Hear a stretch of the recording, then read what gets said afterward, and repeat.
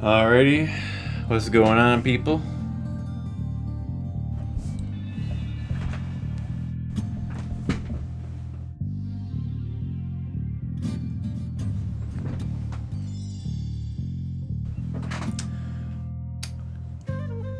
Alright, what's going on, everybody? It's me, Aquas, and we're doing an episode of Awesome Game Replays. This is episode 38, and we'll be covering Ghosts and Demons. This is a fan game that was officially put out in 2015, though it was in development for over 10 years.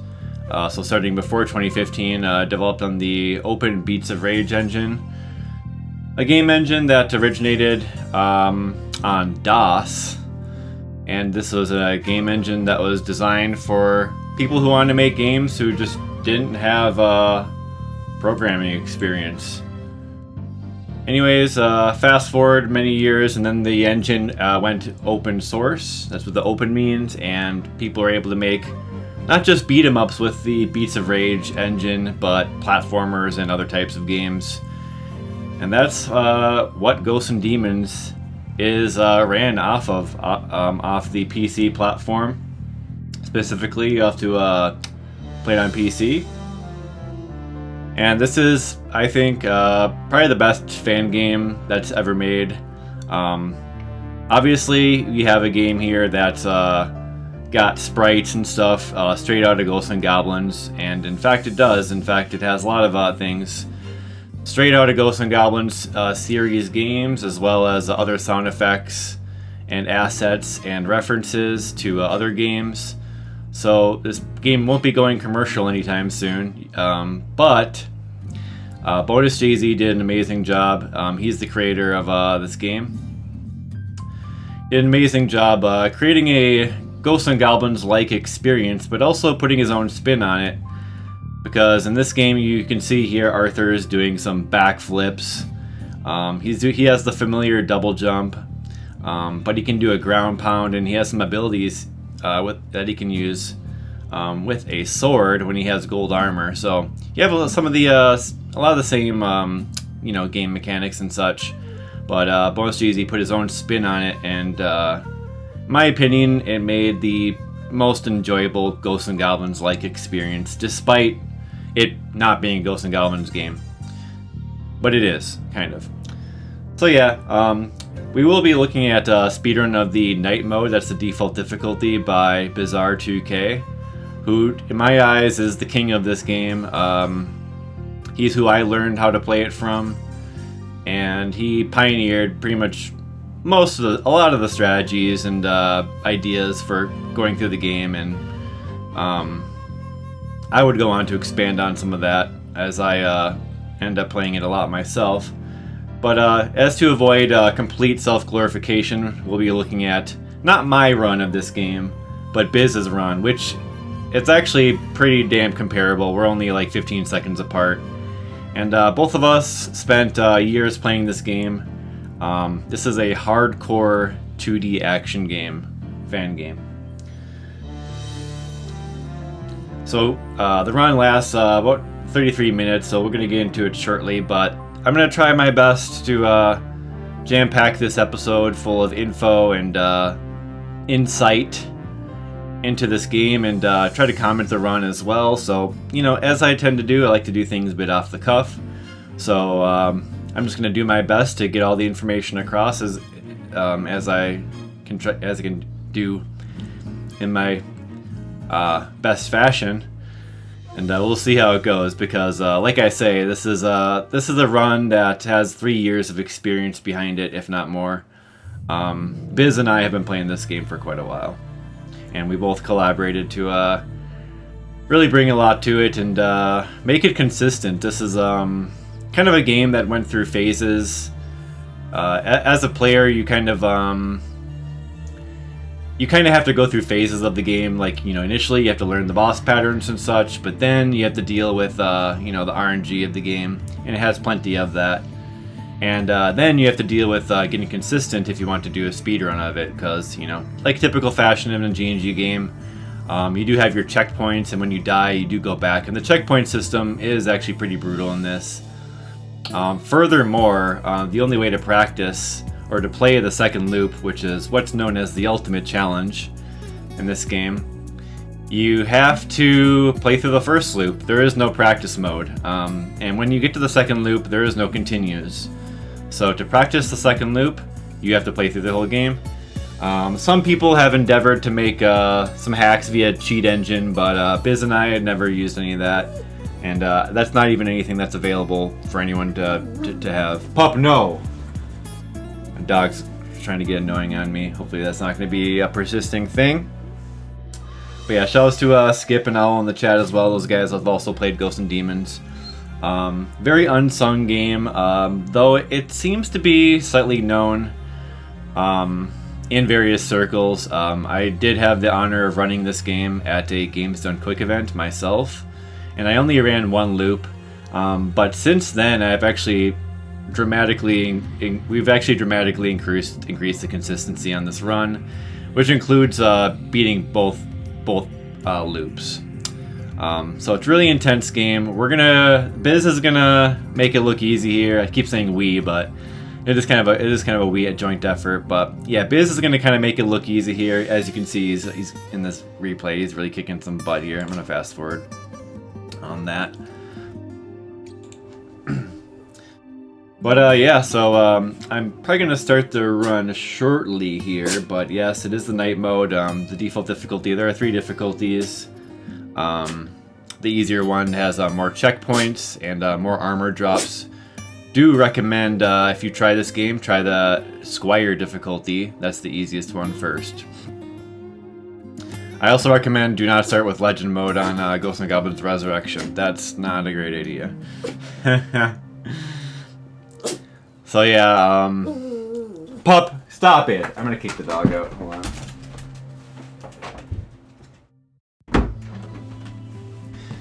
I don't want him whining on this one, but hopefully that's not going to get too annoying. But what else we got breakdown here? Unlike a lot of the G&G games, I'll just mention this now. There's certain conditions you have to meet in the first loop to unlock the ultimate challenge, which is the second loop. It's not just get a certain weapon to do it, though you do need a certain weapon to complete the game. So there's definitely some similarities going on there. But yeah, I mean, I'm just gonna kind of prattle off a lot of the mechanics as we go through the run, and hopefully I can get some good info in here. So I think I'll be ready. Oh, dang Pup, whining at my door. See, if I let him in again, he's just gonna keep whining at me. See, the thing is I let him. I took him out before this, so this wouldn't happen. I think I'm just gonna step away for just a second here to give him some food. Hungry, Pup?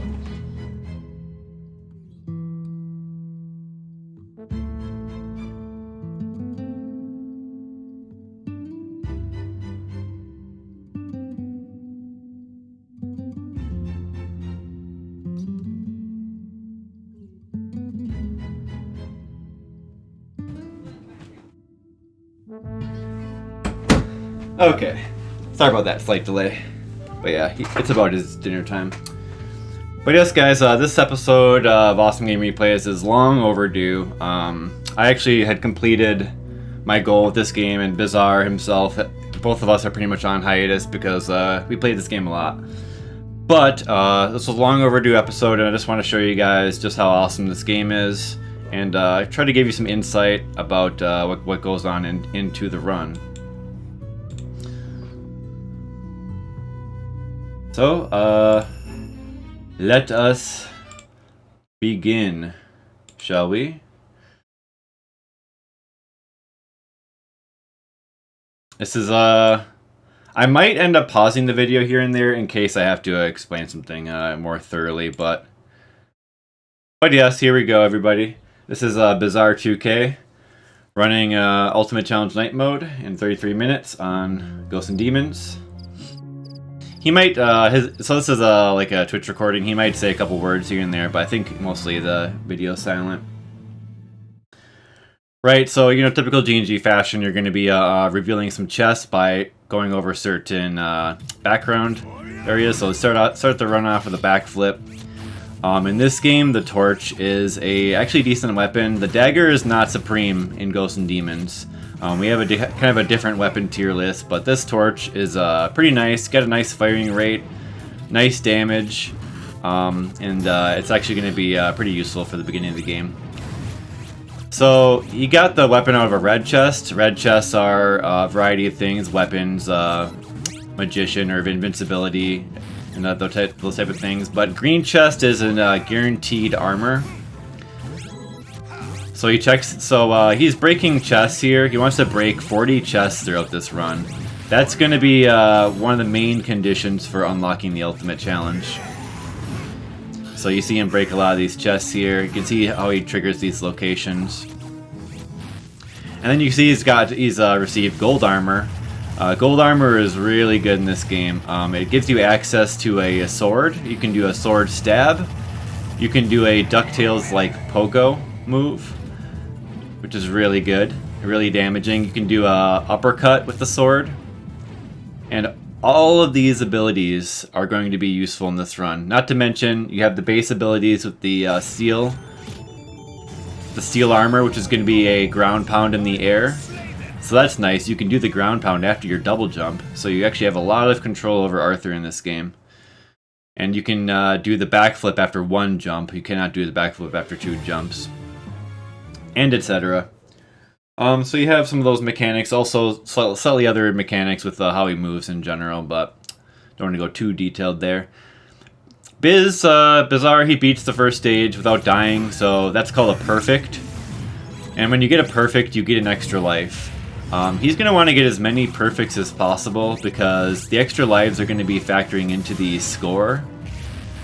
And the score threshold that's going to need to be met for the ultimate challenge is 60,000 points. And a lot of those points are going to come from the lives being cashed in at the end of the loop. So you generally need about 4 or 5 extra lives and plus have like a half decent run. I think if you die too much, it doesn't work out. And then you'll meet the ultimate challenge condition. So he's using the pogo here. Pretty generous hitbox to jump on some of these enemies and move things along. He's taking the fastest route possible here.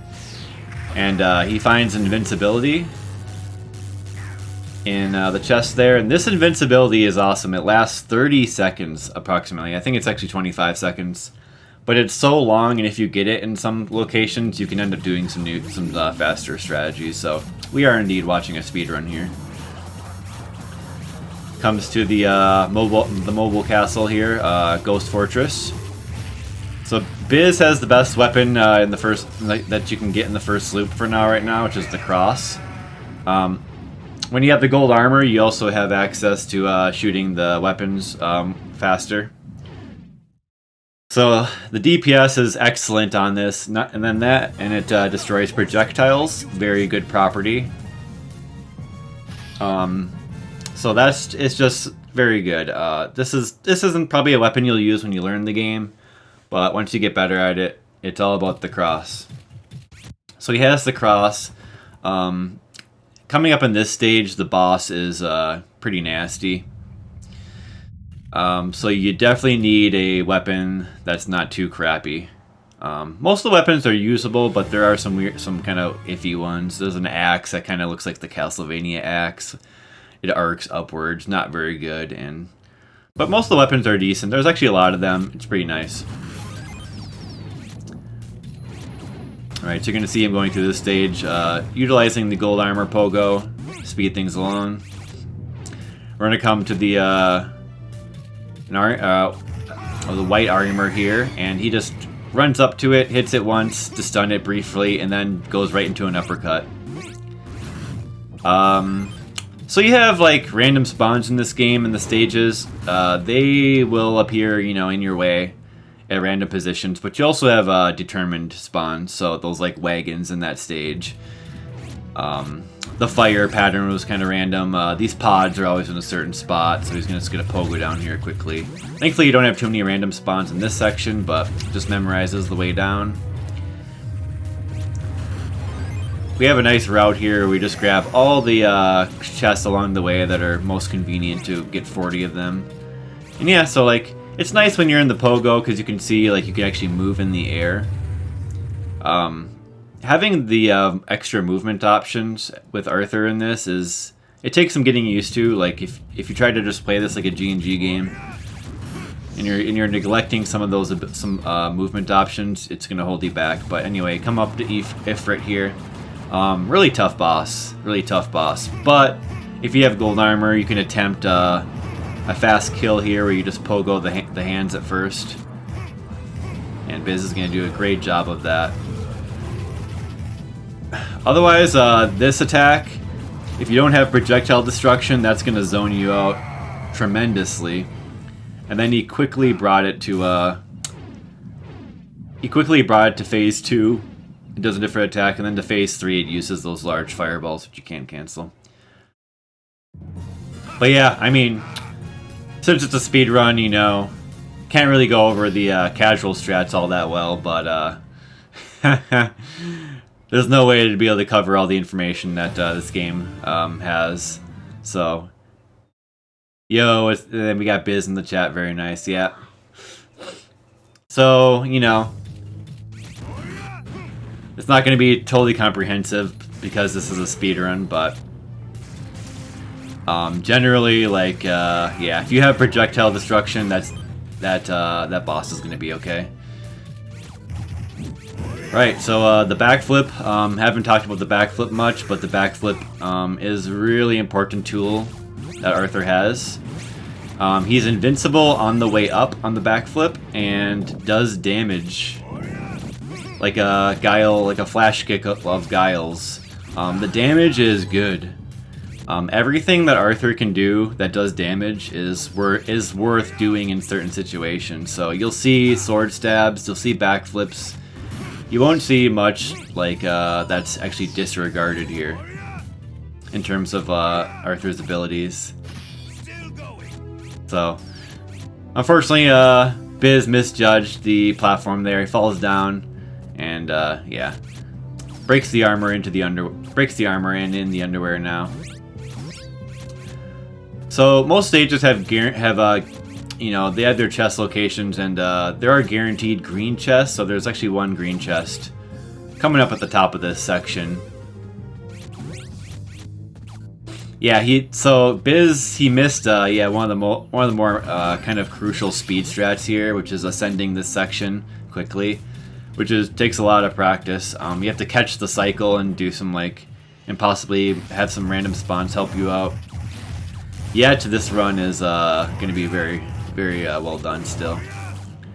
Chimera, this boss is pretty annoying. Like, it's kind of hard to describe how you want to fight him, but in general, like, you kind of want to stay close and be close enough to dodge like these fireballs that he shoots at you. But he can do like a few different things. He can jump up in the air and do like a dive attack, jump up in the air and then like float around. He can jump short, jump long, and shoot the fireballs. And then when he gets weakened on health, he has orbs that surround him, and then he does all that stuff as well. But the orbs end up protecting him. Pretty tough boss. Make short work of him. What's up, River?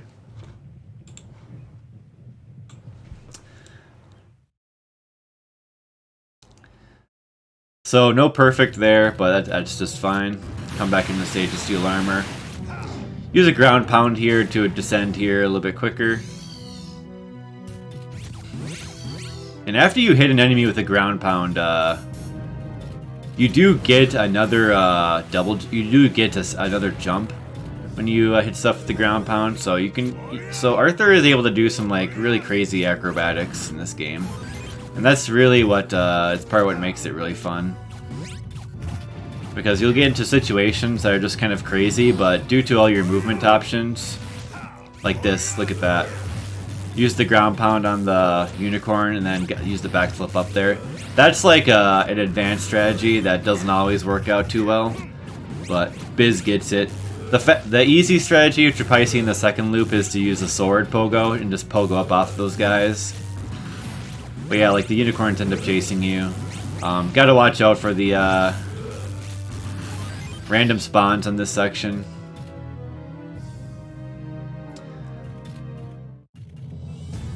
That may get in your way, but otherwise you just kind of go through and kind of just expect the random spawns. The random spawns are one of the toughest things to deal with in this game. You eventually kind of understand that if you leave enemies on screen, they're not going to spawn in front of you, and that's kind of like part of the strategy, because just wrecks the Satan there. Didn't really give Satan much of a chance to do anything, because he was able to get some of that sword damage. The Shoryuken there hits multiple times, does massive damage. That's probably the most damaging single thing you can do in the game. And if you can get multiple hits with it, it's just very, very useful. But again, since it's a speedrun, we're not even going to be able to learn these boss strats.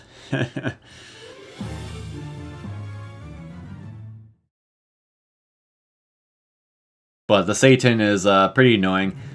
The thing about this game is, like, the bosses have a lot of different stuff they can do, so it is a bit of a learning curve when you first play the game. You're probably going to get hit by most of everything that the bosses can do at least once. And so we come to the final stage. Really annoying. Gold armor just helps so much, though. So the random spawns here are fairly treacherous. You get 3 different enemy types here. If you can, you want to leave them behind and then move forward so that they don't spawn in front of you. Comes here, there's a white armor there, sword Poguit. So once you have 300,000 points, you're able to find the magic fireball, or we call it the holy flame. This is the best weapon in the game, so you got it pretty early. Sometimes it won't drop right away. But this weapon is required to finish the game at the very end, not required to go to the second loop. But it's essentially a glorified dagger weapon. Does more damage point blank versus farther away. And it also charges magic when you deal damage to enemies. And furthermore, it will charge more of your magic gauge in the top right if you do melee attacks. The backflip, a sword stab, or a sword shuriken. Comes to Tiamat here, 2 forms. Basically just going to bait out this slash attack by getting close and then going for uppercuts. Has these eye lasers from afar. Baiting out the sword attack is pretty dang consistent. We go to the second form, starts out with the Shoryuken there for free. Keep your distance because you can't cancel these fireballs with a flame. And now Biz has the Fire Dragon, so there's 2 magics you get out of the magic fireball. Level 1 is standard Lance Lightning, and then like your Lance Lightning magic, and then level 2 is a duo Fire Dragon that travels across the screen from both directions twice and does massive damage. So he's gonna try to use this on the end of the boss. This is basically a final boss stage for the first loop. I said this is the last stage, but yeah, this is just like a boss stage here. And so, you know, he's got plenty of life. You know, he's had just a fine run, got plenty of lives, plenty of score. Gonna get more than enough to meet the ultimate challenge condition. And yeah, comes to Azazel here. Boss has a lot of different attacks, takes a while to learn initially. But Gold Armor is once again going to take out a lot of these phases quickly. Able to use the strategy there where you just pogo on the foot immediately and get rid of the first one.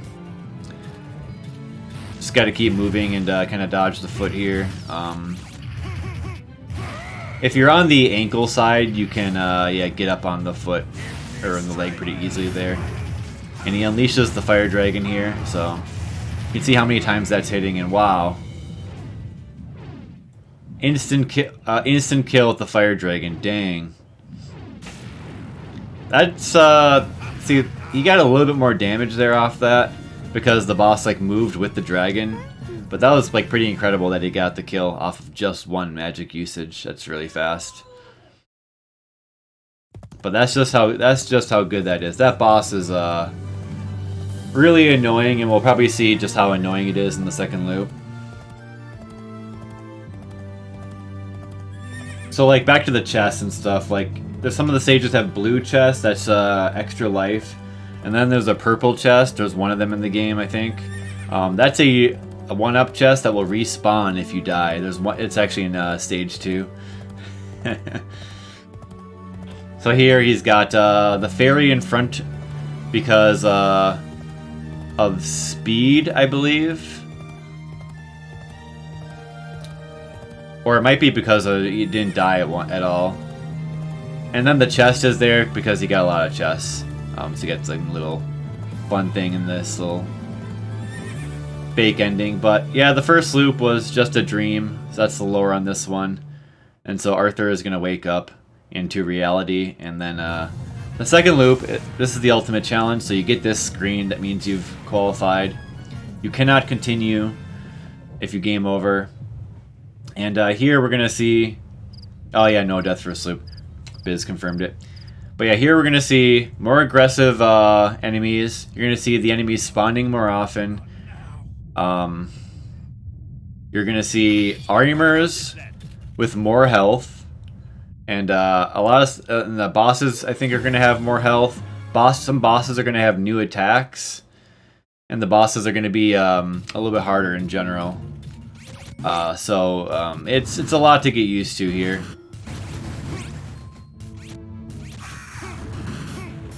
But since Biz has Fireball and Gold Armor, he can pretty much quickly go through this stage pretty smoothly. It can be... This space can be pretty annoying if you get in here without a cross or the magic Fireball. But it's going to be able to make short work here. Come to this section, these enemies kind of spawn in faster if you kill them sooner. So if you can get a really good rhythm on that part, you can go through there pretty quickly. And that was actually a very, very quick section. You can skip that armor. Just run under it. And here he's using the stab. That's slightly more optimal for damage. Unfortunately, gets caught there going for a shuriken, so he's not going to get the perfect here, and he's going to go into this next stage with gold armor. Not ideal. Because gold armor is just so good, and you have to kind of go your way to re-grab it here. Man, I didn't realize Biz's run here had some of these mistakes. It's a really good run, though.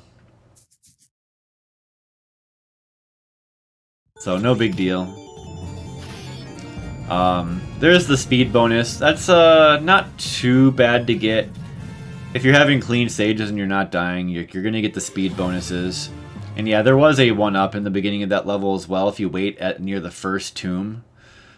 There's a couple secret 1-ups where if you wait, you'll find them, and we will probably see a couple of those.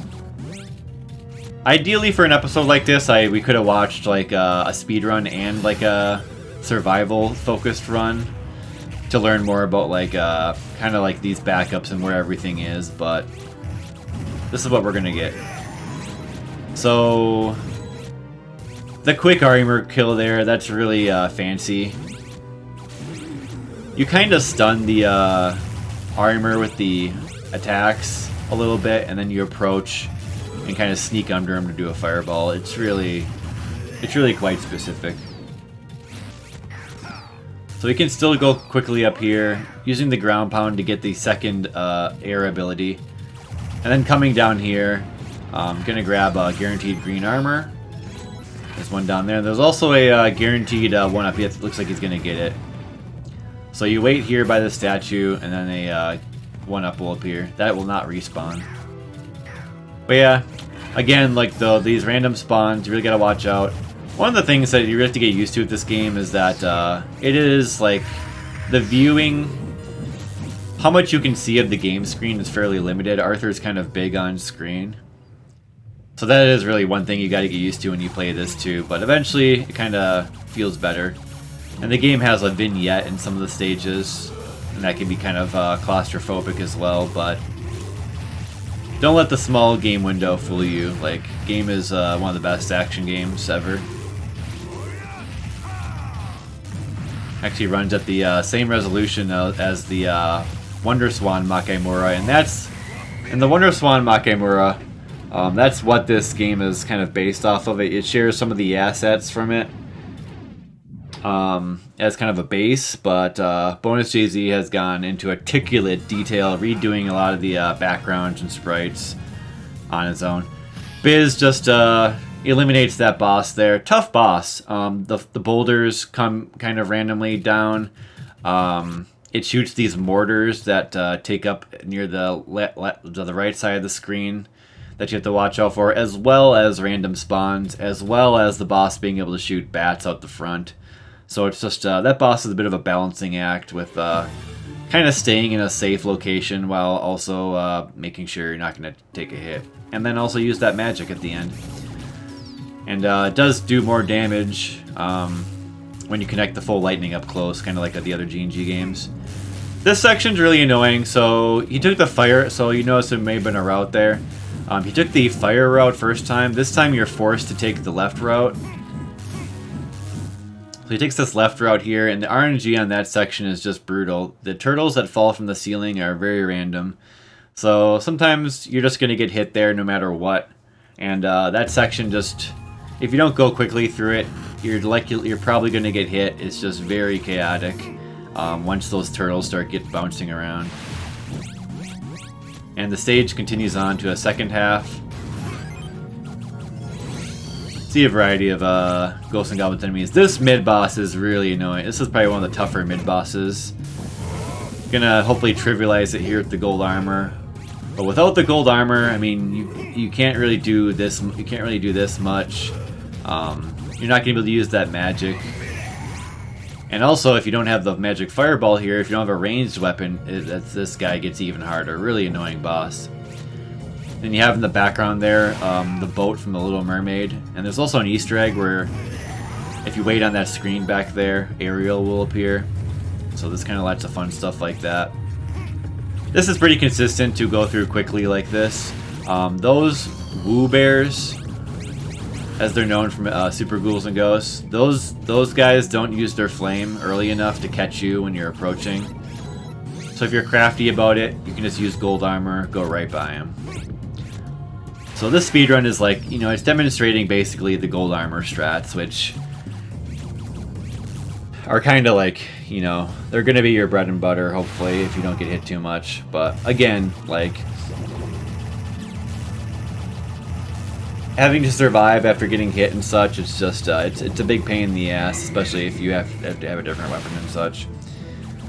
So this boss, also pretty tricky. With the Fire Dragon, that's going to whittle down their HP dramatically and not going to have to deal with too much of what these guys can do at all. The Fire Dragon is just so good, but again, that boss has a lot of annoying stuff. Nice thing about this game though is the bosses do have tells for everything they do. So when you are learning the bosses, you want to watch the tells that they have before their attacks. They do have tells for everything. What I mean by that is, like, they'll do like a little like hop on the ground, or they'll do like, you know, like they'll do something before their attack typically to forecast what they're gonna do, especially with the bosses. So yeah, he's moving quickly along still. You have more spawns here. That's not guaranteed. They're having those spawns allowing you to go up there. So that's kind of what this stage is about with the speed. Like, you want the spawns in a couple places to actually be in a certain spot where your pogo you can utilize them to go up. To go up faster. And so this is actually a consistent speed strat. If you approach this section in such a way, you will be able to catch this cycle of the platforms and barely get that backflip up there.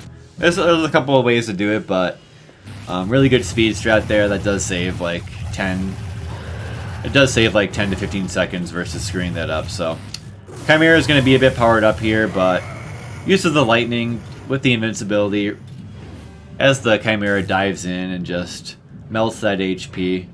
Don't have to deal with it. Once again, we're not going to get the survival strat. This is one thing I didn't actually plan ahead of time with doing this episode, is that, yeah, we're not actually going to be getting a lot of the survival strats with this game, but Let me tell you, that's really like part of the fun of the game is just simply surviving. So, I don't know what to say beyond that, but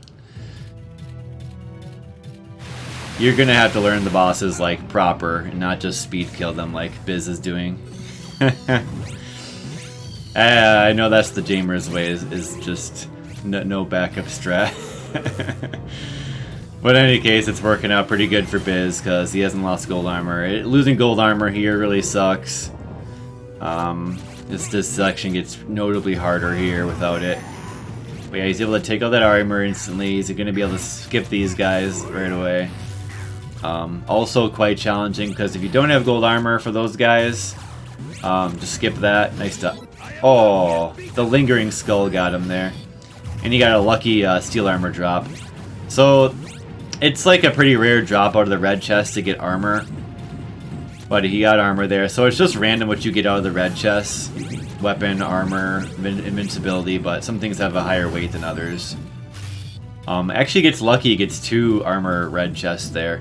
And there's a guaranteed green chest by that skull with the vines in it right there that just scrolled off screen. So, once again, I can keep saying once again, he has gold armor here. Gonna help out tremendously on this boss. Gets so much harder without this damage output. And not to mention, if you're not in any armor, you can't do a backflip. And your backflip is one of your best tools for surviving as well, because it is invincible on the way up, so you can use that to just, you know, dodge through stuff.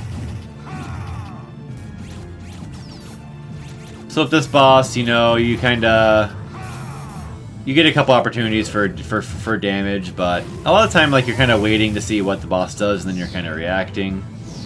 So here, you know, you gotta respect that, but now he's got an opportunity for a sec.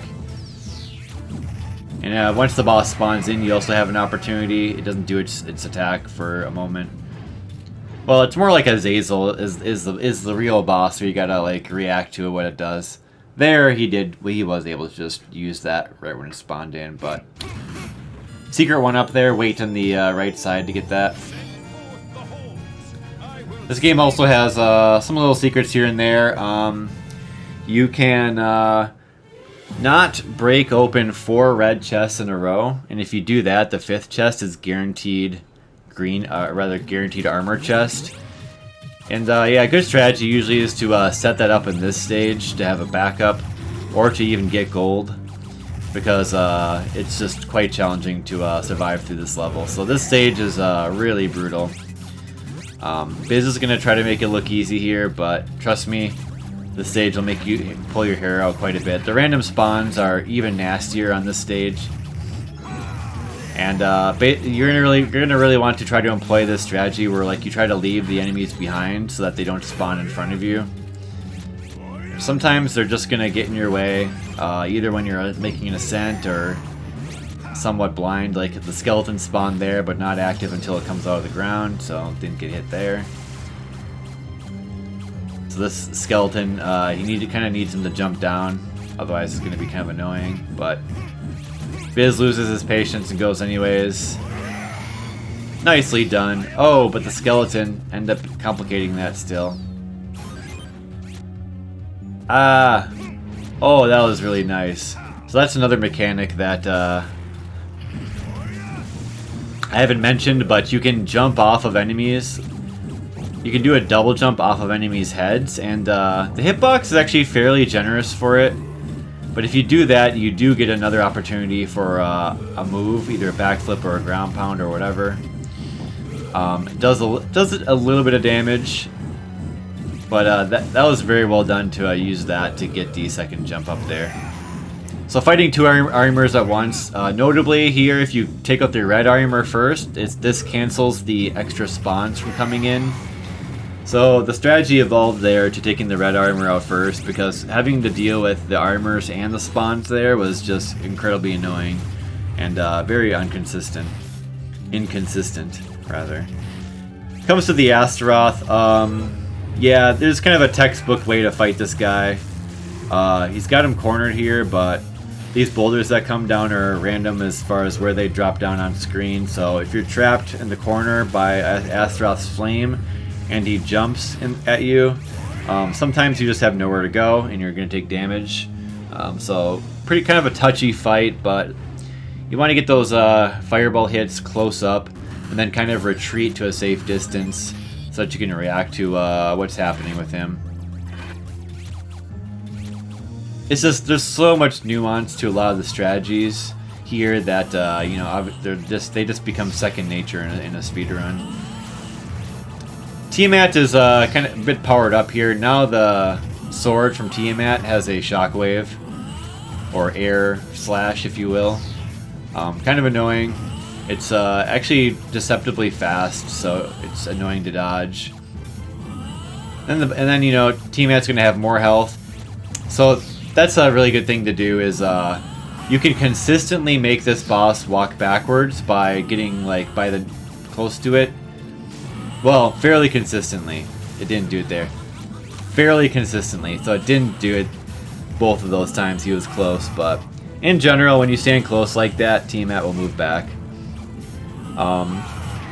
You do bait out the sword slash there that Tiamat was doing by being close as well, but Tiamat doesn't always get baited out to do that, so there is still somewhat a bit of a random factor, which is kind of annoying to deal with.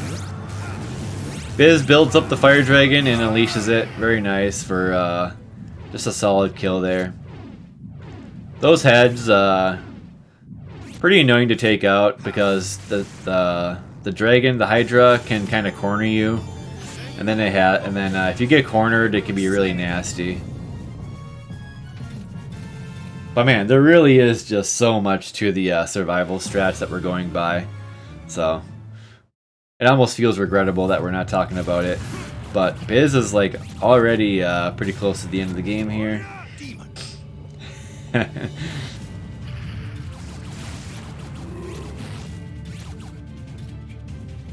So yeah, so Azazel round 2 now has shockwaves off of the feet that are pounding into the ground. Really annoying here. Having the shockwave added onto that, as well as the extra spawns, makes that phase very annoying and touchy to take out without getting hit. You just get hit randomly on that one. So this is nice here with the fireball. Getting these point blank hits with the fireball does a lot of damage. It's pretty dramatic. The closer you are, the more damage it does, actually.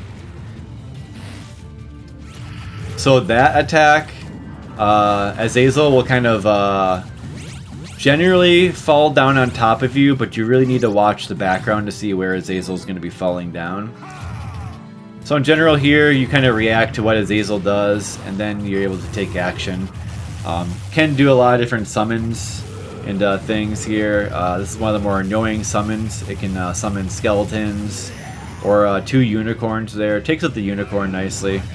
And it's going to go straight into another fire dragon and gets most of the damage there. And so yeah, this summon is pretty annoying. Hard to take out all the enemies sometimes. Sometimes there'll be a few, sometimes there'll be a lot, and the positioning is also kind of iffy. But yeah, that was a really quick Azazel fight. Compared to my PB, I had like a cleaner run, but my Azazel was like, I got terrible RNG and I couldn't actually kill Azazel quickly. Man, that's shitty that I lost the gold. I think that's kind of what happened.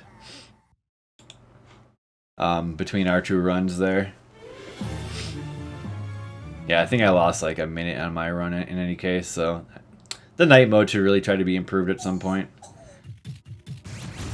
In any case, so now you needed the magic fireball. Maybe PB. You need the magic fireball to come to this section. Apparently we got the little monster in the background.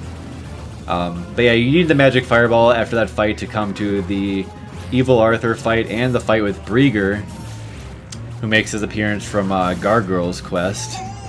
Is the final enemy in this game. Really cool. This Evil Arthur fight, so annoying. Okay, don't rush. One of the most annoying things in the game. because it can just kind of trap you on the sides. Your best strategy is to kind of kite it around the screen, and hopefully it's going to commit to an attack or something that you're going to be able to react to. But sometimes it just follows you to the corner, and there's really nothing you can do because he has a lot of attacks that just kind of says no. He can use like most of your moves and whatnot. Yeah, I think so. So here you really want to watch the tells on Brieger. He has tells for all of his moves. So this is the tell for when he does the. Oh, he actually went to phase 2. I thought that was the other tell. But anyway, he has a tell for all of his moves. He kind of chuckles when he does the laser. It is random how many waves of these fireballs he does off of the knee or the chest, so that is something you need to account for. The knee slam is the tell for that, but yeah, so you got 3 waves of those fireballs, sometimes it's 1, sometimes it's like 4 or 5. Tends to do more waves the more HP you've damaged him. And so yeah, this is like pretty good RNG here. And Biz goes for a strat here where otherwise you'd have to run to the back to avoid this giant low health desperation move laser. But instead, Biz gets that nice backflip off the moving platform. It's kind of really hard to reach his head there with the backflip, but gets there, and that allowed him to actually like get that kill at the very end. That was actually a very nice finish. So that was actually, you know, a pretty dang good run. It was a no death. Let's see. Yeah. What time says. So yeah, GG. This run was from July 19th. Well, it was updated on July 19th, 2020. A little bit outdated, but I know we can do a little bit better than that because he did have a few hits in that run that did slow him down. But then he got really good RNG in like the late game. Thanks for the GGs. That really pulled that back, I think. So that was pretty sick. That Brieger and Azazel, or rather Brieger and Evil Arthur fight at the end was pretty good. It was pretty good. But yeah, so as expected from doing this, I guess I'll just mute that for now.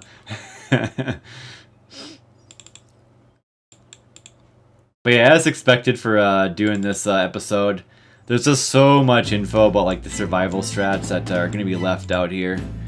But we do have videos of different runs from some different runners. So if you did want to see more strategies demonstrated, you could check out the speedrun.com leaderboard, and you can sort by the runs by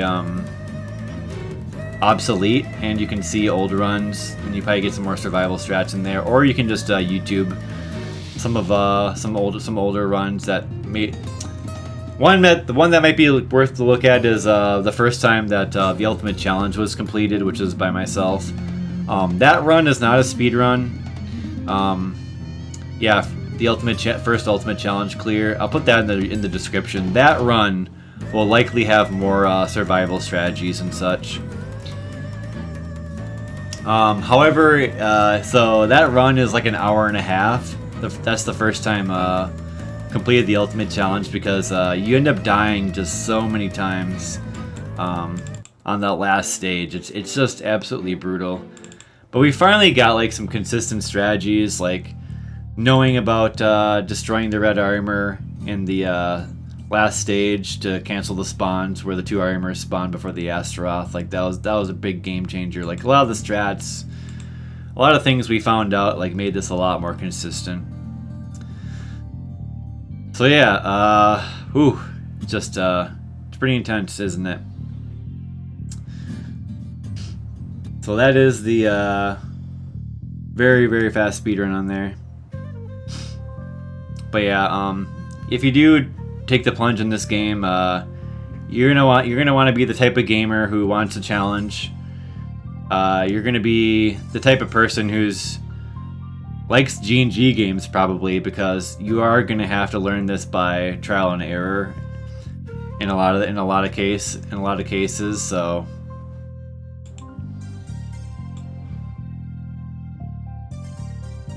I wonder if I could look up my ultimate challenge clear, and maybe show off how these bosses play out a little bit longer. So this is yeah, so I'm gonna show some footage like from some of the bosses here, so maybe I can talk about a little bit more of the strategies. So I want to see if my Chimera, I want to see what happened with my Chimera in this run, because Chimera is kind of one worth talking about. I got gold armor, and I'm probably not gonna get hit. But yeah, like you kind of bait out the fireballs, jump over. Low enough health goes into the orb. If he jumps up, he can randomly, he'll randomly decide to fall down there. So you really gotta kind of watch it. See if we can talk a little bit more about some of these boss strats before we get out of here.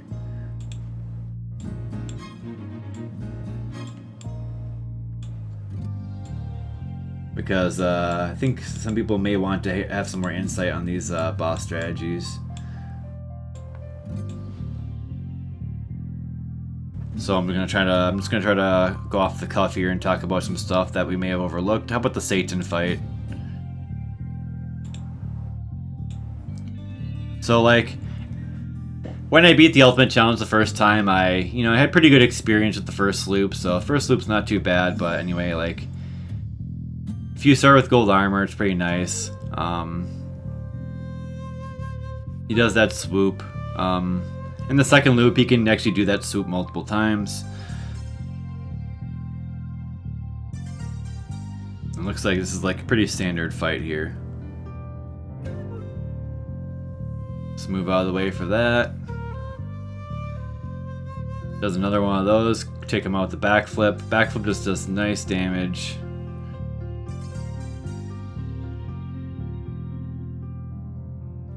Yeah, Chimera. Yeah, in the second loop, the Chimera was pretty annoying. So let's maybe look to the second loop a bit here, because that may demonstrate some stuff some more. And we didn't even talk about Franken Zombie really in the second loop. But yeah, he has some stuff. He's got this charge. He's got this move where like he like throws. He like has this like this move where like these white dandruff speckles go everywhere from his head. And then he also can summon zombies out of the ground anywhere. Like that's probably the most annoying thing about that fight. Go to Ghost Fortress here. So I briefly kind of talked about the strategy in Ghost Fortress, but again, you have like the boulders being coming out of the Ghost Fortress. It's random if they bounce low or bounce high, so you gotta watch the bounce. That's something you will need to react to, so that's a low bounce. So you just jump over it. Another low bounce, but I just used the magic there instead. And obliterates them. Yeah, you gotta watch those bounces. And then you gotta watch the bats coming out of the front of the Ghost Fortress as well. That's probably the big takeaway there.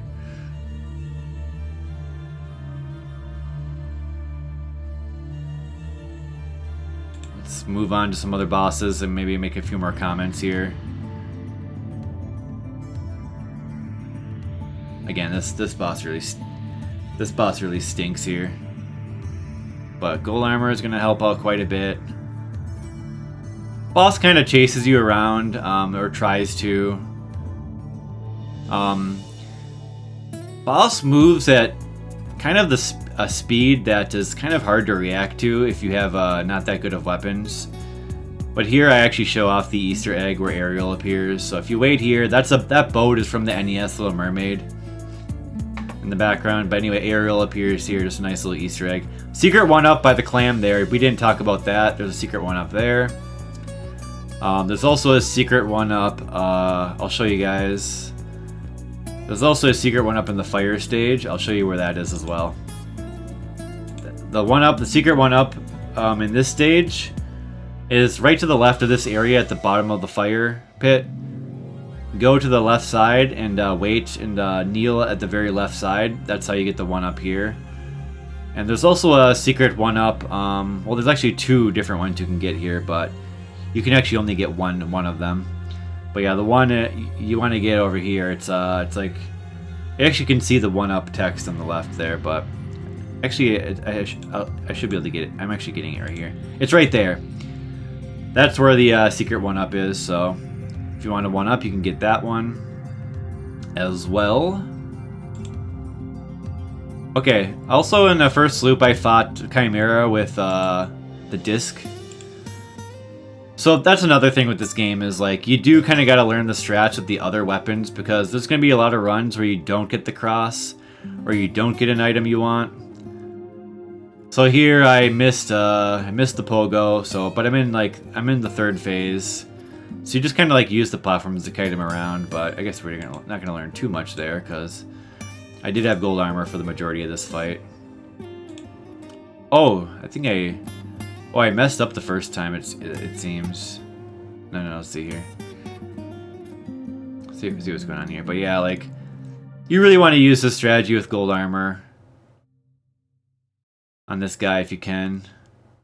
Because those hands, I mean, I can't destroy these projectiles, so now, like, I'm being zoned out.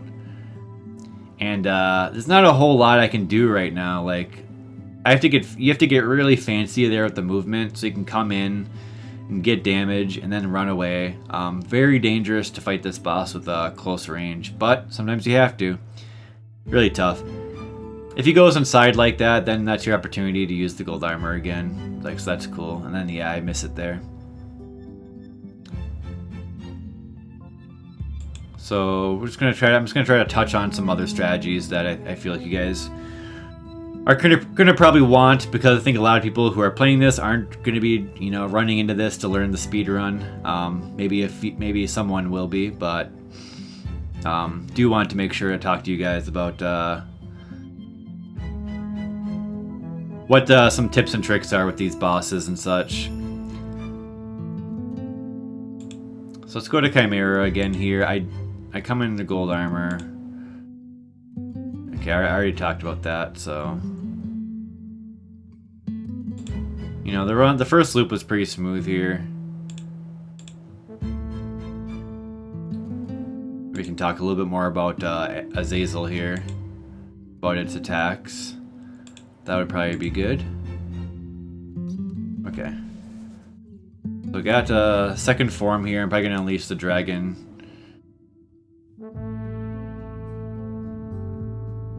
You can hang out at this far range, but in general, like, you want to stay close to Azazel. Summons an armor, whatever. You can use, so there's gestures in this game as well. There's a gesture where you can do a butt wiggle by holding down in the gesture button. You can actually avoid the giant fireballs by using the butt wiggle there. So that's a nice little thing you can do.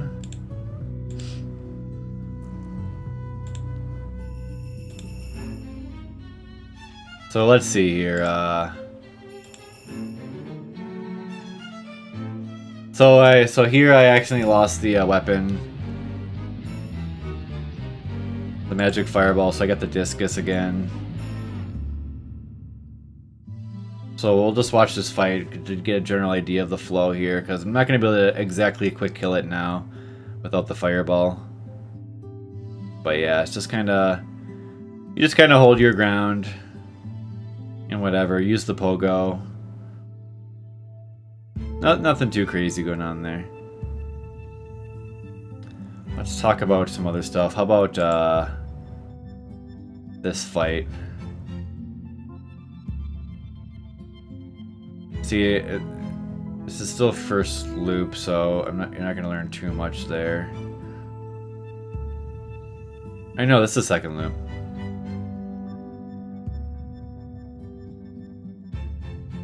Anyway, so it goes to second phase. Really good to start out with that pogo. One annoying thing about these guys is when they submerge underwater, they can come up with this bubble attack. And the further you go into the boss fight with damaging them, those bubbles will start coming out further out. So that's something that will probably That's something that'll probably catch you. The bubbles from underneath is pretty annoying. So he's gonna do it right here. So he went underwater. And look. I see I wasn't keen to that. I wasn't keen to those bubbles surrounding me that well, so easily died there. Easily died. So you really gotta watch out for that. That attack can be really brutal to deal with. Ideally, you just don't want to have to deal with it, right? You can jump on the turtles' backs and whatnot. So I'm going to be coming to this mid-boss without the ultimate technique, as Jamers calls it. So we'll see. Actually, no, I charged up a bit. But anyway. Yeah, the Dagon fight in this second loop without gold armor, it sucks. They have a lot of health. We kind of decided, like, you can take a fire route for the second loop here, but the fire stage is like a little too chaotic in the second loop, so we tend to take the water stage in the second loop. Let's see here. Looks like I'm going to be able to get Fire Dragon charged here.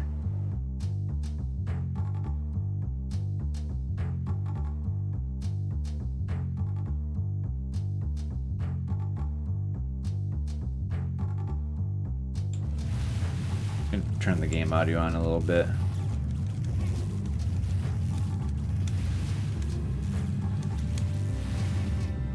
We got some Tenchu Stealth Assassin music in the background, by the way. Yeah. Oh, what usually happens on this stage is on the descent turtle section, you'll probably get hit, and then you won't have gold armor here. So then you have to fight this mid-boss without gold armor. And that really sucks. It really sucks. Like, it's just annoying because you gotta kite this mid-boss out just so much with it. And, you know, when you don't have gold armor, you can't just, you know, land on an enemy's head to get out of jail free.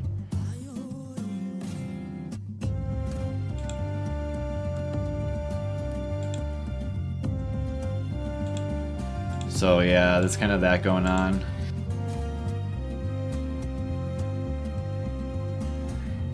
In general, like, you kind of want to do things quickly. Because if you kind of linger around too long, you're probably going to get messed up by a random spawn. So that's kind of like the deal here. On this stage in particular, they up the rate of the enemy spawns here in the second loop. And on this stage in general. Not sure what I'm trying to do here, but kind of curious about some recoveries I'm going to be I make in this run. So right now I'm not watching Biz as a run anymore, just to clarify again. We're watching an older run of my own. So I'm just gonna block this out on the left for now. But yeah, just so we can demonstrate, just so I can try to demonstrate some more of the insight into some of the strategies. And kind of how this, you know, will end up kind of playing out without knowing everything about the game, because you really got to know everything to really go by quickly. It's, you know, knowledge is power type of deal. You can use the backflip to get up there. Yeah, this section's actually pretty annoying. You want to approach it like this, like I'm doing here. You come from underneath and kill this pig first. If you walk too far to the right, you're gonna wake up the armor. You don't want to do that. Then you're able to backflip up and take out this one. Like, that's the approach you want.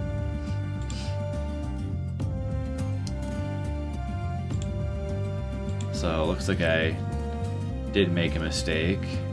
Let's see what happens in the Chimera here. Looks like I got magic, but I don't have much of a charge, so I do have to fight the Chimera fair and square a good bit here. I don't like being cornered here. So I'm like making some comments, so I'll turn it off again. Anyway, since I'm far away, Chimera does a long jump. Chimera tends to do a long jump if you are farther away, and it will easily land on you. So that was nice. Just kind of stay away, dodge those fireballs. Sometimes Chimera will use multiple fireballs. That can be really annoying, especially when you get trapped by the spike floor as well. So kind of like use that motion. This part a little annoying too. If you have golden armor, you can just pass him or kill him, but that guy has some attacks that are kind of hard to avoid. Kind of hard to describe though.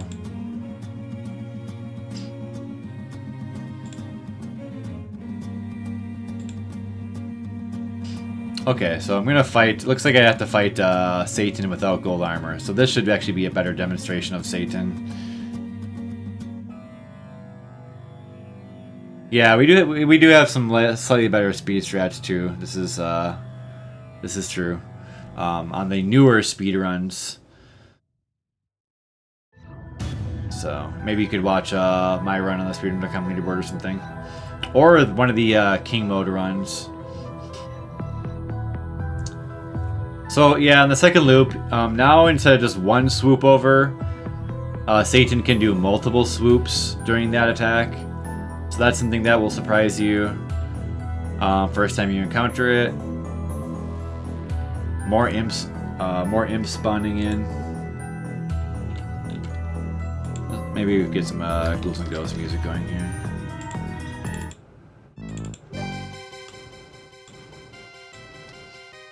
But yeah, so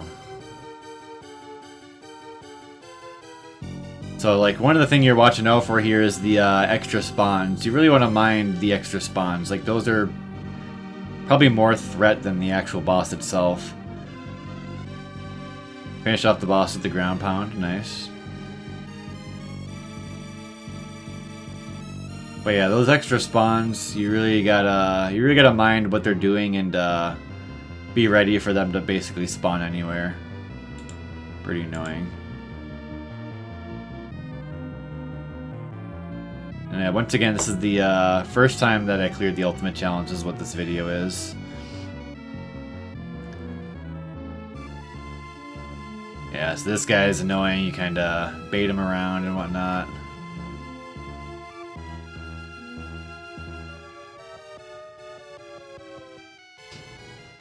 These statues that appear here, they can surface out of the wall randomly at random moments, so you don't just want to run by those all the time. They can randomly just surface. Yeah, we're also looking at an older version of the game. That's another thing about this game. There was a point, basically after 2015, this game received constant updates from Bonus Jay-Z.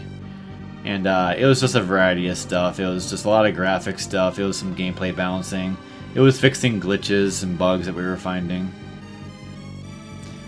So you can see just how harrowing this section can be here with these spawns. Use them to help you though too. And I don't even have a good strat for fighting off this armor here, so I'm just kind of fighting him like old school style. But you can actually just with a speedrun strat, you just kill this guy right away for free, basically, by running up with the sword shuriken. But here I'm having to deal with the armor. The armors do take some getting used to. You want to listen, like, yeah, because I didn't even get to talk about the strategy for the armors, but there's actually a lot of audio cues in the game. So with the armors, there's actually stereo sound with their flapping. And they also stop flapping. They stop the flapping sound before they take action. So you want to listen if they're off screen to if it's on the left or right side of your ears, so you can expect what direction. And you also want to be listening for when the flaps stop, because that might indicate the moment when the armor is going to strike.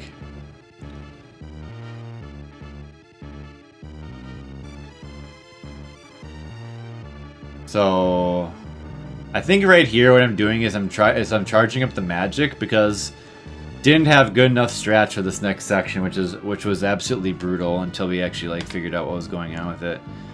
So we'll see how I handle it here. I'm gonna fast forward a bit. So like the strategy here is to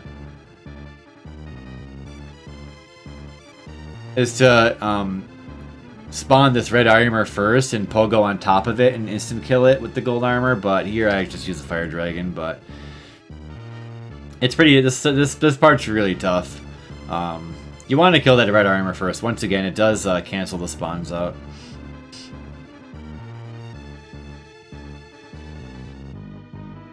And yeah, so Jamers mentioned in the chat, the random spawns will stop spawning eventually. So you can't do like infinite score leech stuff. And yeah, like that armor changed. Skip pointed out there in the chat too. On a later update. So that's kind of still general strategy there. And you're gonna watch me like kind of fumble around on this boss for sure. Back then we were desperate to get our gauge charged up for the bosses because this boss was hard to figure out, this Tiamat pattern. Whether it's because like just wasn't used to it enough or because didn't have enough knowledge of how the attacks actually worked. I don't recall exactly, but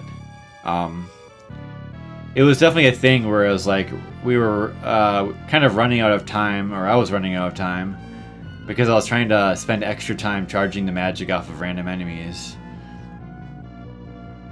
But here, like, I'm getting cornered, which is no good. Like, you don't want to get cornered like this. You want to avoid this before it even happens by pushing Tiamat back, by standing by the knee, and like I'm getting like kind of lucky here.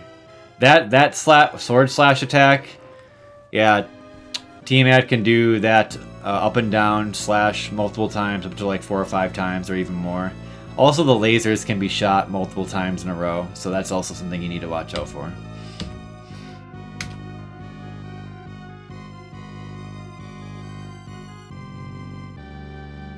So I don't have the fire dragon here, so this is what you end up doing. You have to take out each head individually. You can just neutral jump over these fireballs that land on the ground. Use the lightning for invents when you need it. This boss will also spawn like skeletons on the ground or rather that fall down from the ceiling. They can spawn off screen, so you want to attack off screen on the ground to make sure that they don't just jump on you out of nowhere. That's something that we had to learn by trial and error. A lot of stuff just had to learn by trial and error, so anyway, you whittle them down and whatnot.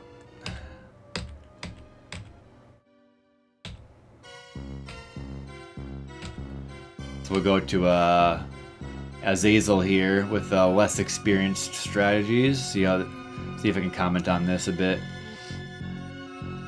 Start out with the iframes of the backflip, get that first foot kill. That's a very good way to do that. And then yeah, using the lightning there also just very effective. Yeah, so I take a hit and then I die or whatever. Now I don't have gold armor, so you'll see this fight a bit. You see this fight a bit more proper now.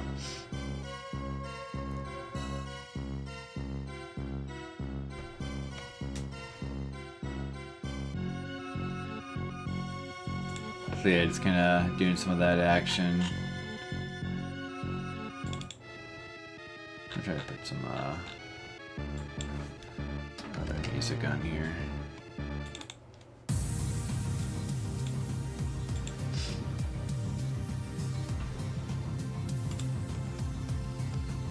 Okay, so this is annoying. Oh really? There was more bones that were spawning off screen? Dang.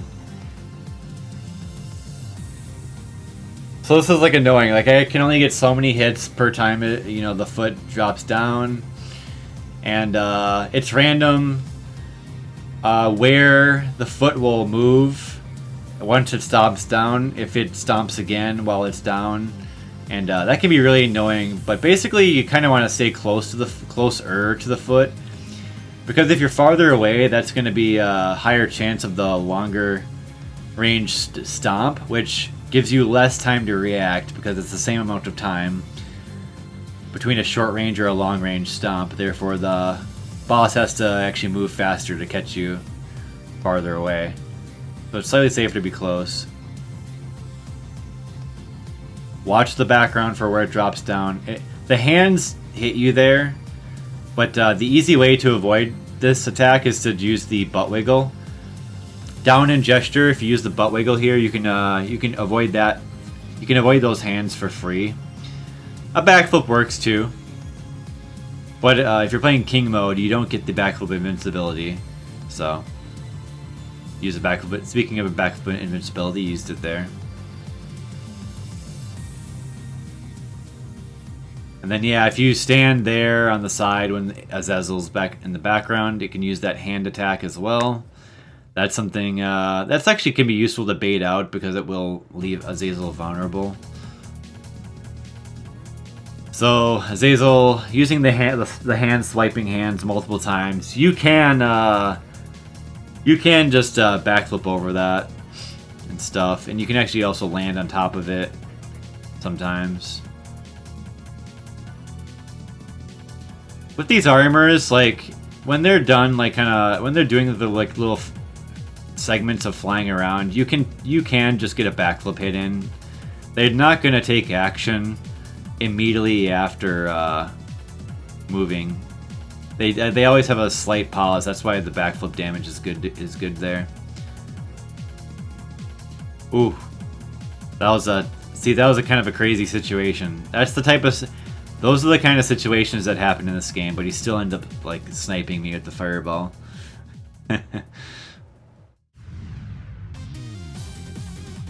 But yeah, like that's the cool thing about the game is like you'll get into these situations that are just like so crazy, but like you'll be able to use the like invints or like the ground pound or like the other options to survive, and it's cool to watch and it's cool to do,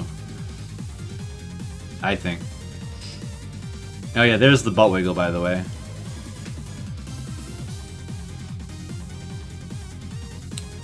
So I'm using the jump parry there. No hitbox in the leg, so that's what allows this to work.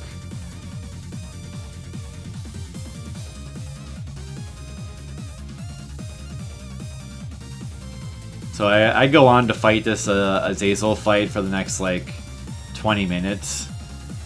Because I keep dying to it and redoing it and like barely dying.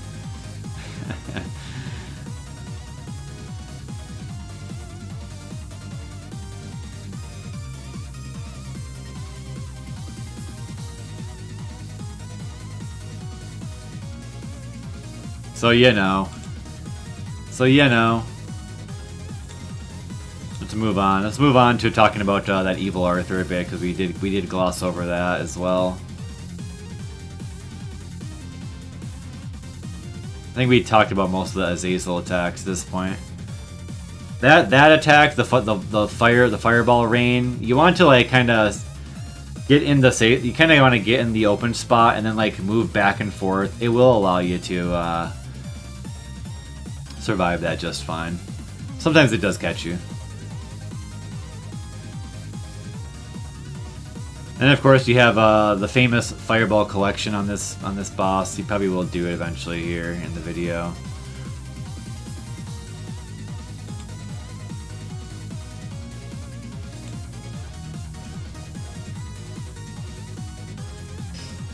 Oh man.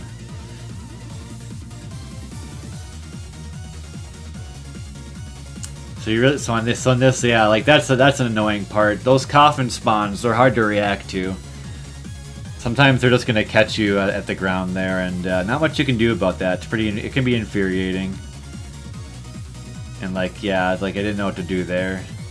I think on that attack, the best strategy is to use the space in the boss fight. Because typically if you have space, like a far right or far left space, you can just run away from that attack and flank it from the side essentially. So I would say go for that on that attack instead. Let's fast forward a bit here and see if there's anything else to comment on.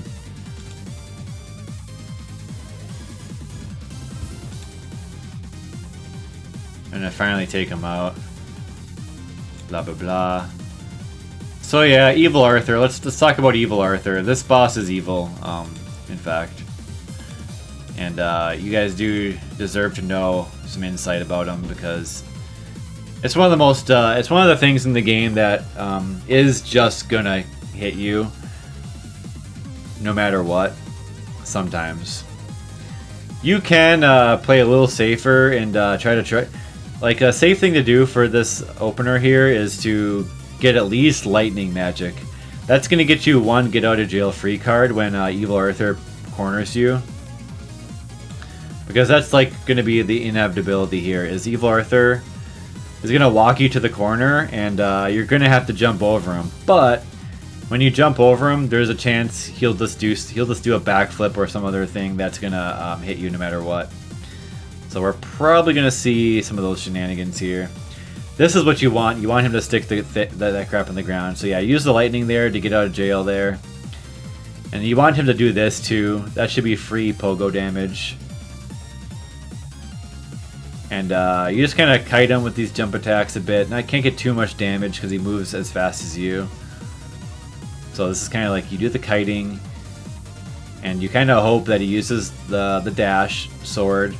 And doesn't just walk towards you in the corner. The worst thing he can do is walk towards you in the corner. So like, you know, I got him there.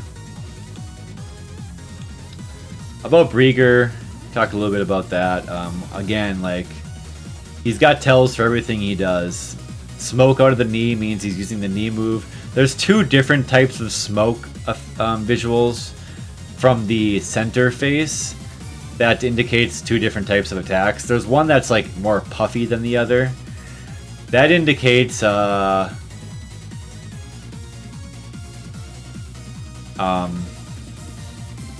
different fireball attack. I don't know if I'll be able to demonstrate it here, but so I'm fighting from a distance here, trying to stay safe. So that's one of the fireball attacks. So that one always has the big fireball in the center. Can't destroy it or whatever. The second one has destroyable fireballs everywhere. But it's just like slightly different. It's the best way I can describe it. So let's show what I do with Evil Arthur again here. Looks like I spend a lot of time just charging up that lightning. Yeah, so that's what I end up doing. Just really, but you can't do that in the speedrun, obviously. So, I mean, you can still charge it up a little bit. I mean, you do kind of want to get that lightning. Would it even be worth it in the speedrun, probably, but.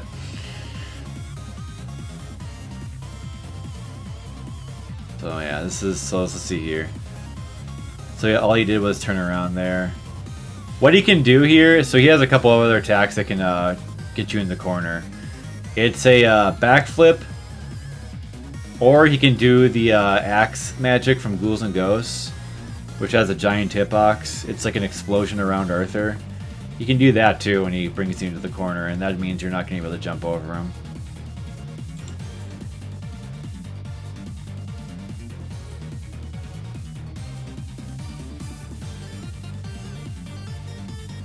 Yeah. The waves are random. Okay, yeah. It is giving a little bit more info there. The lasers here, they're tough to deal with. You really want to stay away when the boss is getting lower on health with Brieger, because lower health means higher chance of the knee or the eye lasers being shot out multiple times. And that actually makes it a bit harder to deal with. Another mechanic I haven't mentioned is when you take a hit, you can hit the jump button or the dodge button, which is the backflip.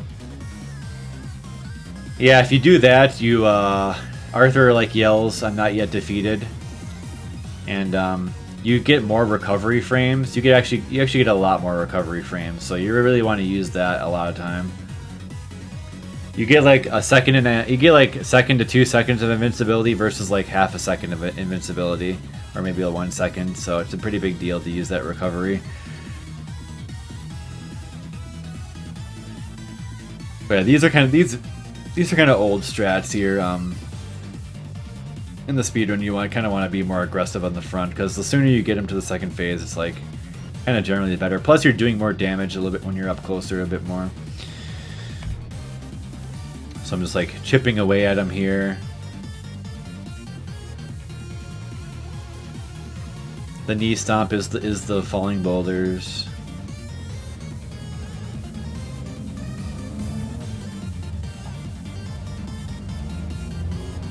And you know, it just goes on. The ghost spawns make this particularly annoying. You gotta watch those ghost spawns. Yeah, probably the best thing I could say about that. But yeah, so I think that I think we get a general cover of the strategies here.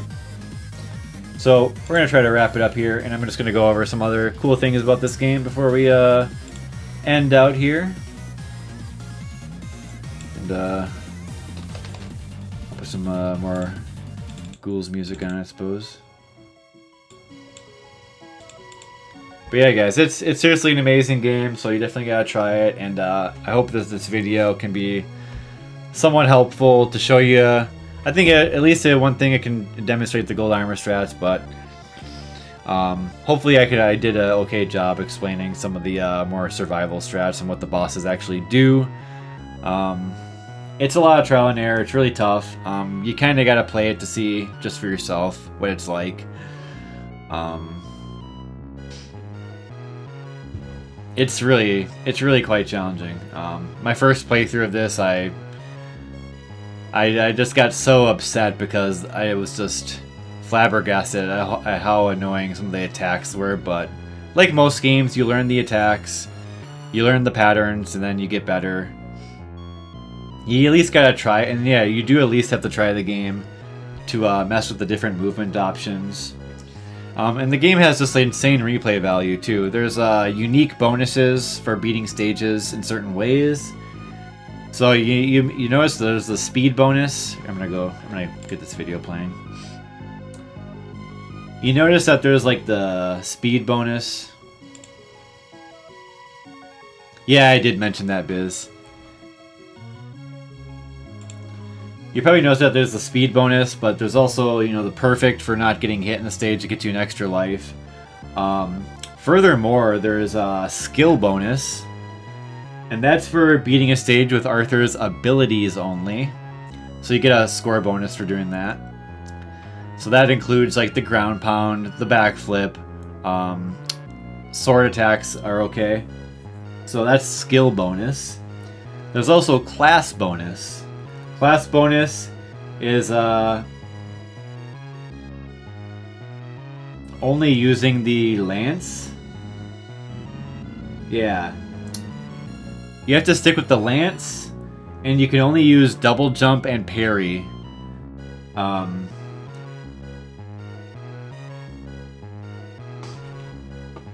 So what class bonus basically is like you're playing it like an original G&G game. You can't backflip, you can't ground pound, you can't sword stab, pogo, or use the recover ability. That's what class bonus is. So if you really want to play it like original G&G style, with just the double jump and the parry is allowed. The parry is when you jump on top of enemies. And you want to do like a lance thing, you do class bonus. I think you can get class bonus if you start with a different weapon as well. And you can start with different weapons by holding a direction when you start the game. And then there's also super bonus. Super bonus is getting 2 bonuses. You can do speed and skill or speed and class. Those are probably the 2 most easiest to get. And then you get even a bigger point bonus for that. As far as scoring goes, like with the scoring in this game, you generally want to just not die. You want to get the Yashichi items. Those are big score items. And speed, you want to maintain your speed bonus, because if you can get perfects and speed bonus in the second loop, you get an even bigger score bonus. So you want to just basically get your speed and your perfect. You want to not die, which includes the perfect bonus. And you want to grab those Yashichi items. Like, that's basically the foundation for your score run in this. Because at the very end of the game, you're going to get more points for those extra lives remaining as well. And we have done deathless runs of this, so it is possible to just get that consistent, but it does take a lot of practice. Any other mechanics worth mentioning here? In the YouTube description, I'm going to give you guys a lot of resources for learning this game. I'm going to give you guys a pace spin with a lot of stuff that was detailing the bonuses and the weapons, and also the conditions for meeting the ultimate challenge. Basically all like the information that the game doesn't really tell you. That will be in a pace spin I'll give you guys, so you can look at that. It'll go over Arthur's abilities, as well as the capabilities of gold armor, which includes, you know, the down stab and the uppercut. And then the pace spin also talks about the weapons a bit. It's just kind of like a beginner's guide / primer, so do feel free to check that out if you're learning the game. I'm also going to give a link to good buddy Austin Mackhurt, aka Gameplay and Talk on YouTube. He made a good beginner's video on this game as well. I'm going to link that. So if you want to start somewhere I don't know, if you watch this video, you probably don't need to watch that, but it might be nice to check out that video as well, because it just kind of goes over some of the basics. Same stuff as in the pace spin. And then, yeah, I'll also give a resource to the speedrun.com leaderboard, so you can watch older runs as well as maybe some other runs. So just anything to get people to try the game, because it really is really amazing. If you're you like tough action games, 2D action games, you're definitely missing out if you don't play this game. Furthermore, I do highly recommend you donate $4 to Bonus JZ to get the latest version of the game.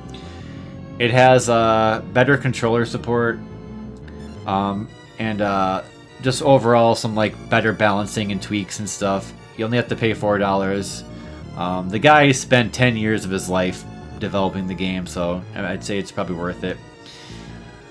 And you can donate more too if you want. It's going to be on the itch.io website, so I'll give a link to that as well if you'd like to download it or purchase the latest version. The free version is fine, but you're not going to have as good controller support. And also, when you do try this game, wait for it to load. It takes a while, okay? It's gonna come up as not responding on your Windows likely. Just wait for it. It will load. Just be patient. But yeah, guys, it's one of my favorite games. I did spend 3 years playing it. Spent a lot of time playing it, so I truly believe it is awesome to play. So I hope if anyone is interested, do give it a try. It's awesome. I ain't got too much else to say. I just want to give big shout outs to Bizarre for playing this as well and kind of learning alongside him. Doing runs. We both have Twitch channels. I'll probably just even link Biz's Twitch and everybody else who tried the game and stuff, and it's been cool. Oh yeah, there's a secret one up here, by the way, by this pillar I just died on, and right there, there's another one right there. That's I didn't mention during the video either, so this isn't going to be the most comprehensive video ever, but I did want to just make sure I came on here and talked about it and tried to give some info and insight. With these, with these STG weeklies and awesome game replays, we're never able to talk about everything, and especially when you're the expert of the game, you always feel like you leave stuff out, and surely there is going to be stuff left out about stuff like this, but that's why you got to try it, because you want to experience it for yourself. You don't want to know everything about it before you go and do it. You want to experience it. You want to get your ass kicked by it and see what's going on. It's all part of the experience, right? So I'd love to see some more people playing this. The game's now in its final update. Hasn't been updated for over 2 years.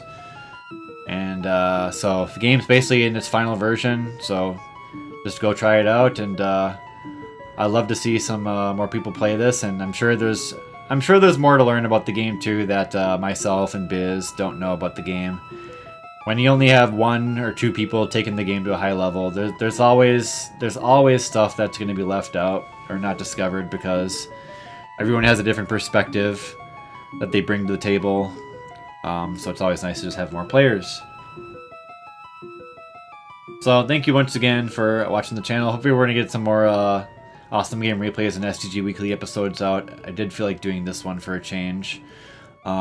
Sorry if you're wanting more episodes and stuff, but you know, when the passion calls, it calls, and that's when I do the episodes. And but if anyone does have episodes or games they want to be expert or guest of on the channel, do contact me, because I will likely arrange that, and we'll get that situated for you if it's something I think it would be nice for the show. I'm usually down for that. So if anybody does want an episode and like they happen to have a game that they're good at and they think it'll be a nice fit for the show, just come on over, let me know, because half of these episodes on Awesome Game Replays and SCG Weekly, I mean more than half is not me that does them, it's actually just the community. So if you guys want to help out or want to join in and, you know, have something like this done, feel free to let me know. If not, you know, it's good too. On the other hand, you know, I can be more active about finding people to want to do episodes, but it is what it is, you know. Got plenty of stuff to check out on the show, so I'm not sweating over it. In any case, it was nice to do an episode on my own for a change at the same time. And I think that I may have a couple other things up my sleeve personally for the show, so just a little update on that as well. Might as well get that in here. But yeah, thanks everybody for the support of the show. I do know that people are missing the episodes, and they're happy that we're putting out some more, and it'll last a little bit here, but it is what it is, you know. So I'm going to leave it there. Thanks everybody for coming by once again, and yeah, we'll see you on the next episode.